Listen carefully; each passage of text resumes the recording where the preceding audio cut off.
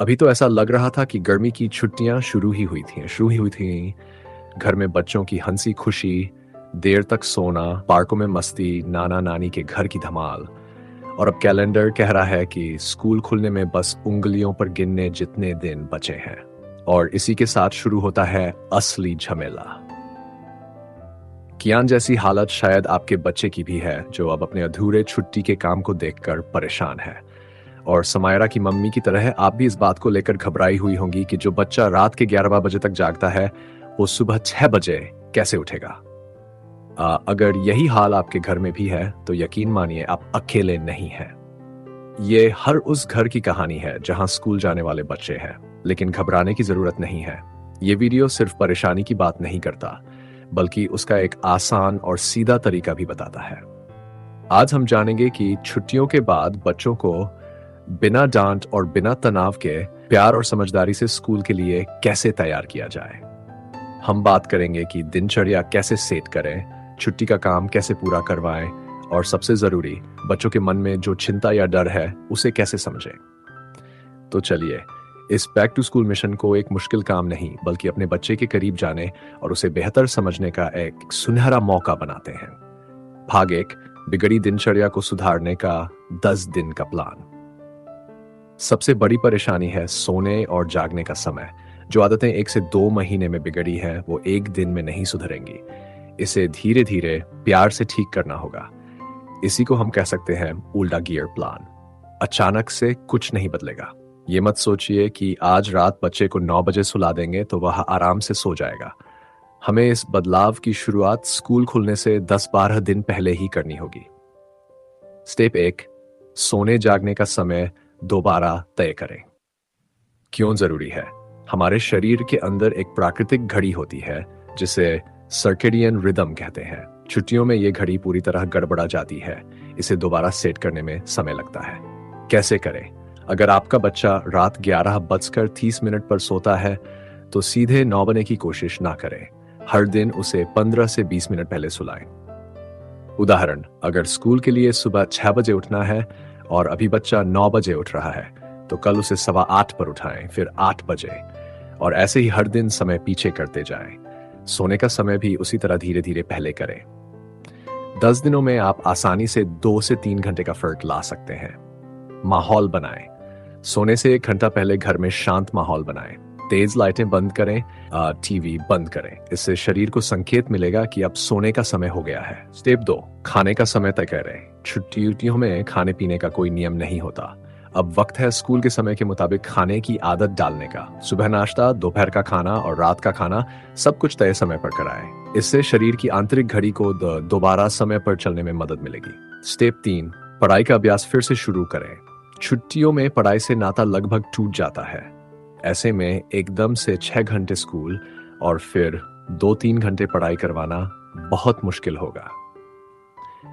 अभ्यास कराएं। हर दिन 1 से 2 घंटे का स्टडी टाइम शुरू करें। इसमें बच्चे को एक जगह बिठाकर पढ़ाई या लिखने का काम दें। धीरे धीरे समय बढ़ाएं। इससे बच्चे की एकाग्रता बढ़ेगी और वह दोबारा पढ़ाई में रुचि लेने लगेगा। याद रखें, आदत बनाना एक प्रक्रिया है।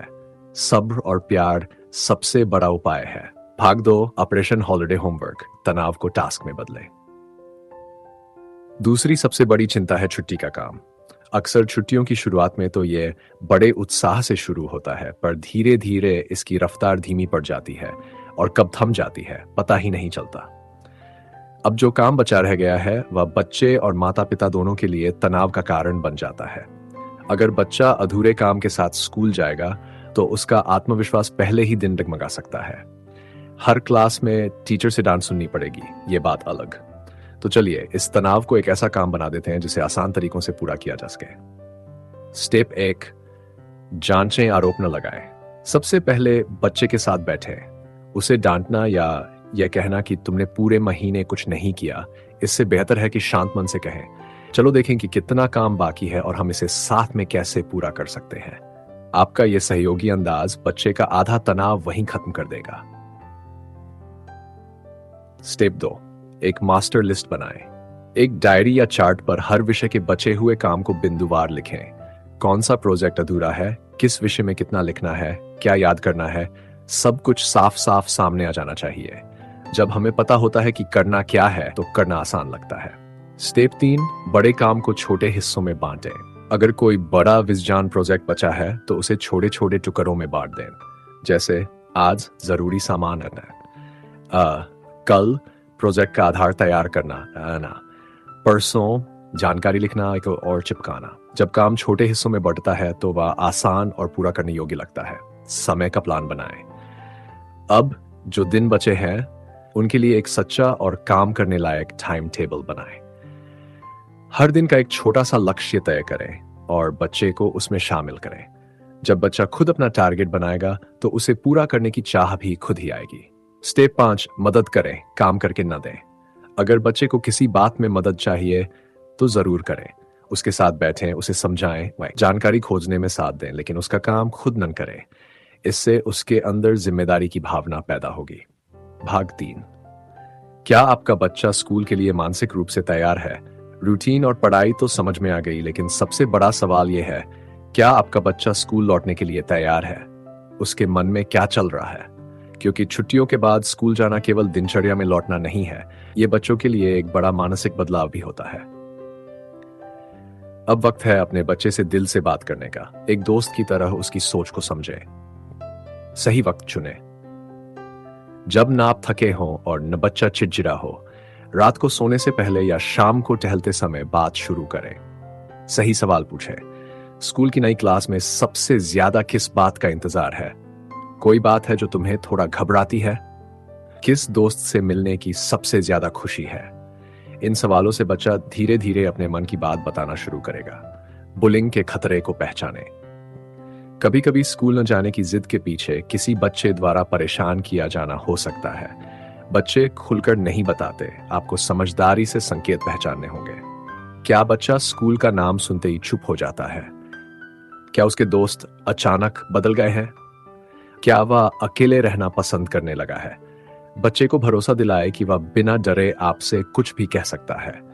उसे ऐसा माहौल दें जहां वह खुद को सुरक्षित महसूस करे। भाग 4, बच्चों को भी तनाव होता है, भावनाओं को समझें और मानें। एक वाक्य जो हम बड़े अक्सर कह देते हैं, तुम्हें किस बात का टेंशन है? तुम्हारी उम्र में क्या परेशानी होती है? यह बात बच्चों की भावना को नकार देती है। सच्चाई यह है कि तनाव किसी उम्र की सीमा में नहीं बंधा होता। बच्चों के तनाव हमारे तनाव से अलग होते हैं। पढ़ाई में अच्छा करने का दबाव, दोस्तों के बीच जगह बनाने की चिंता, टीचर की डांट का डर, परीक्षा का तनाव। स्टेप 1, स्वीकार करें कि तनाव सामान्य है। सबसे पहले खुद एक माता पिता के रूप में यह मान लें कि बच्चों को भी चिंता होती है।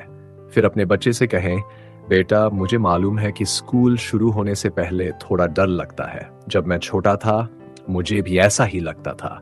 ये बिल्कुल आम बात है। बच्चे के मन को बहुत राहत देंगे। स्टेप 2, तनाव के कारण को पहचानें। उससे बात करके ये जानने की कोशिश करें कि उसके तनाव का असली कारण क्या है। क्या वह अधूरे होम को लेकर परेशान है? क्या उसे गणित के अध्यापक से डर लगता है? या उसे अपने किसी दोस्त की कोई बात बुरी लगी है? हर तनाव का इलाज सिर्फ दवाएं या डांट नहीं होती। अधिकतर तनाव का हल तो सिर्फ बातचीत और अपनापन दिखाने से ही निकल आता है। स्टेप 3, प्यार और अपनापन दिखाएं। यह वो समय है जब बच्चे को आपके प्यार और अपनापन की सबसे ज्यादा जरूरत होती है। जब वह मन से परेशान हो तो उसे यह महसूस कराएं कि आप उससे कितना प्यार करते हैं। चाहे उसका स्कूल में प्रदर्शन जैसा भी रहा हो, आपका प्यार शर्तों पर नहीं होना चाहिए।